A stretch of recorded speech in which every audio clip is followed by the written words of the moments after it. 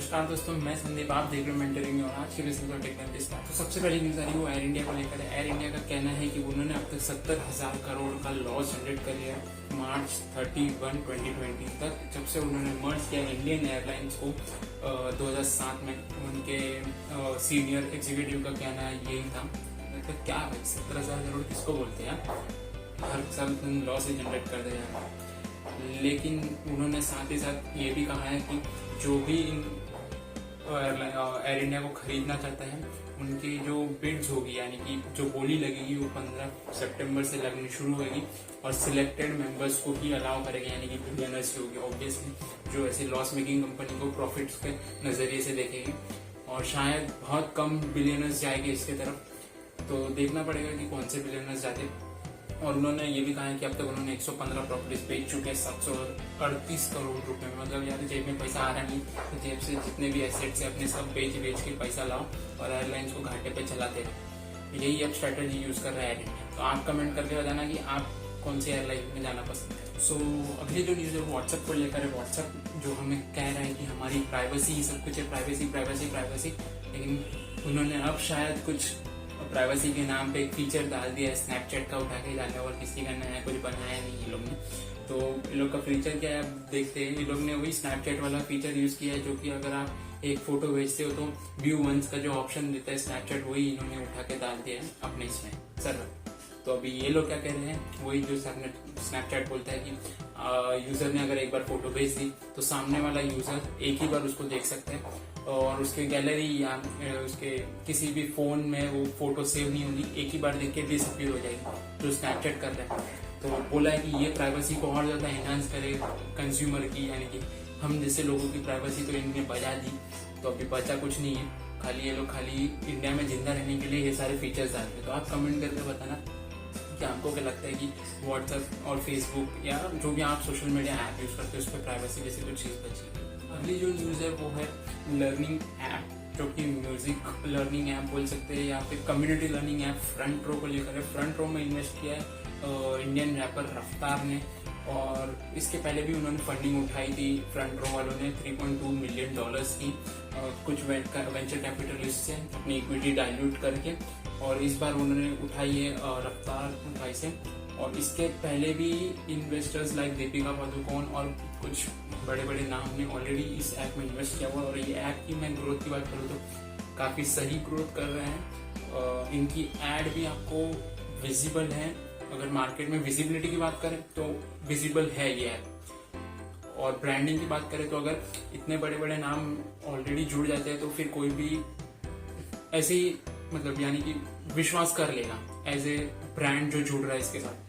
सो काफी अच्छा ग्रो करने वाला है। तो अगली न्यूज है वो भी एक स्टार्टअप को लेकर है। अब ये मर्चेंडाइज स्टार्टअप जो द सोल्ड स्टोर के नाम से है, वो 2013 में 4 दोस्तों ने शुरू किया था। वो पहुंच चुके हैं अपनी एक अच्छी वैल्यूएशन पे और इन्होंने सीरीज बी राउंड में रेस किया है 75 crore from the investors like अपने डिलीवरी के को फाउंडर और कुछ बड़े बड़े नाम, अर्बन लैडर के को फाउंडर और लाइफ स्पेस के को फाउंडर भी इन्होंने इन्वेस्ट किया है इस क्लोथिंग ब्रांड के अंदर। और अगर इनकी बात करें ब्रांड की तो काफी अच्छी ब्रांड है। मैंने पर्सनली यूज तो नहीं किया, लेकिन जहां तक मैं इनकी प्रेजेंस की बात करूं तो काफी अच्छा प्रेजेंस बना के रखा है इन्होंने सोशल मीडिया पे। इनकी एड्स भी काफी चलती है। और अगर ब्रांडिंग की बात करें तो क्वालिटी वाइज शायद अच्छा ही होगा। आप कमेंट करके बताना कि आप कौन सी ब्रांड के टी शर्ट्स या मर्चेंडाइज पहनते हो। सो अगली जो न्यूज है वो हमारे बायजू रविंद्र भैया की है। उनके company Byju's edtech learning platform ने और एक कंपनी को उठा लिया अपने संग। 7वां ये जो एक्विजिशन है इस साल का 2021 का, मतलब क्या ही कर मचा रहे, खरीदते जा रहे, ऐसा है खरीदो, बेचना कुछ नहीं, खाली खरीदना है, डोमिनेट करना है ना मार्केट में। इसलिए तो अब वूड ऐड करके एक AR कंप्यूटर विजन सॉफ्टवेयर जो कंपनी है उनको इसने खरीद लिया है। डील का अमाउंट तो डिस्क्लोज नहीं हुआ है बाहर, बट खरीद लिया, ये कंफर्मेशन आ चुका है। तो ये 7वां एक्विजिशन इनका इस साल का। यहाँ पर बड़े बड़े एक्विजिशन पहले भी हुए, इसकी वीडियो में हमने पहले भी बात की, जैसे ग्रेट लर्निंग, टॉपर, आकाश, ये सारे के सारे बड़े बड़े एडटेक प्लेटफॉर्म से जो बायजूस के पहले आ चुके थे और बायजूस अभी इनको गजब हो रहा है आज की दुनिया में, स्टार्टअप्स की दुनिया में। जो कंपनी 20 साल पुरानी है उसको 5 साल पुरानी नई कंपनी आके खरीद के जाती है, जो 25 साल पुरानी कंपनी उसको 2 साल पुरानी कंपनी आके खरीदती है। गजब चल रहा है। सो अगली जो न्यूज है वो है KFC के ऑपरेटर देवयानी इंटरनेशनल को लेकर, जिन्होंने IPO आ चुका है और उनका IPO भी हिट गया। 3 घंटे के अंदर अंदर सब लोगों ने सब्सक्राइब कर दिया, सब्सक्रिप्शन फुल हो गई उनके IPO की, मतलब मचा दिया IPO ने पूरी तरीके से।